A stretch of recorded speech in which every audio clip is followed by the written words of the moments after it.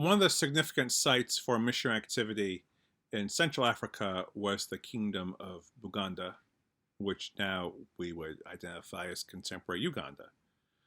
Here we have some actors that we've met before, Catholic missionaries, the White Fathers, so-called, who we met under Charles Lavigerie um, last week, and then Protestant missionaries, the Church Missionary Society and the London Missionary Society, both evangelical Protestant missions. As well, we have to keep in mind that there are also Muslim missionaries involved. There's Islam is by this time well established in Africa, and so we have a three-way competition with the Kingdom of Buganda about what religion would it turn to. And so the competition is around converting the king of Buganda, called a Kabaka Mtesa, who lives in the royal city of Kampala, which is still the capital of modern-day Uganda. The Kabaka Mtesa allows missionaries to reside in Kampala, but they actually need permission to leave. That is, he really wants to regulate their activity in his capital. He wants to know when they're coming and when they're going. The king, the Kabaka Mtesa, is open to a variety of new religious ideas, as long as they don't conflict with his own rule. And so we have an image that I've shared with you of him apparently reading the Bible while being talked to by certain missionaries. This shows Mtesa himself as a participant in modernity. He's open to a whole range of ideas. He understands his own authority as a ruler. He understands his authority as being equal to the authority of the British Empire, for instance. And he is willing to let the missions do what they want to do. So the missionaries engage in catechesis, education, and technical training in various forms of technology, whether it's agrarian or artisan technologies. And Mtesa is very happy to have this activity. His populace thrives under this sort of attention. Mtesa is very reluctant to convert to Christianity because of the issue of polygamy. Again, from a trans-historical and trans-cultural perspective, polygamy has operated in a lot of different contexts, and for rulers is a sign of the status of the ruler. So we could think about King Solomon and his many wives, for instance. We can even think about the fact that there's polygamous marriages among the patriarchs of the Bible. And Africa was a site where polygamy continued to be practiced, especially among its rulers. So how does that square with how Christianity had developed to see polygamy as not viable, as not part of the Christian teaching? And there's two strategies deployed here. Alexander Mackay, who is part of the Church Missionary Society, suggests, that you have all these wives, and why don't you pick the wife you like the most and make her your wife? But these other wives make part of your household. So there's no losing a face by sending them back to their home families.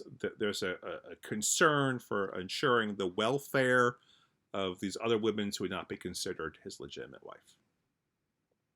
On the other hand, Charles Lavigerie of the White Fathers argues that there's actually many ways of thinking about coming into the life of the church. So Church Missionary Society has one way in. You accept Jesus Christ and you're a member of the church. And that then means you have to change your life and pattern it according to a life of holiness. The Lavigerie says, well, there's lots of ways of being related to the church. And he goes back and says, remember, Lavigerie wants to reestablish an African church that is part of the larger Catholic tradition of Christianity in Africa. So he says the ancient African church had a number of categories for belonging. There was catechumen, that is someone who wants to be taught about Christianity. There's postulant, one who is seeking to be baptized. And then they're baptized. And it's only after one's baptized that one is expected to fully renounce all aspects of one's prior life. And so he argues that Mtesa could keep his wives and be a postulant for baptism, and on his deathbed be baptized, which echoes with the tradition that Constantine the Great had been only baptized on his deathbed. So two very different ways of articulating what belonging looks like and how cultural practices that don't map well onto Christianity can be negotiated. So again, I think this shows some of the complexity of the debates around Christianity and culture that are happening in missionary zones. It turns out that Mtesa just keeps them both waiting and himself never really converts to Christianity. But he allows Christians to continue to be active, and so by the 1890s, most people in Uganda are either Catholic or Protestant. King Mtesa's son, the Kabaka Mtesa II, brokers an agreement known as the Uganda Agreement in 1900 that establishes both Catholic and Anglican bishops in Uganda. And by this point, it's begun to be a colony of the British Empire, although the Kabaka still exercises some sort of control over aspects of life in Uganda. And part of this is Mwanga II has his own son, Daudi Chwa, baptized as an Anglican in 1898, and he himself will become the king or the Kabaka shortly thereafter. This is all very interesting, isn't it?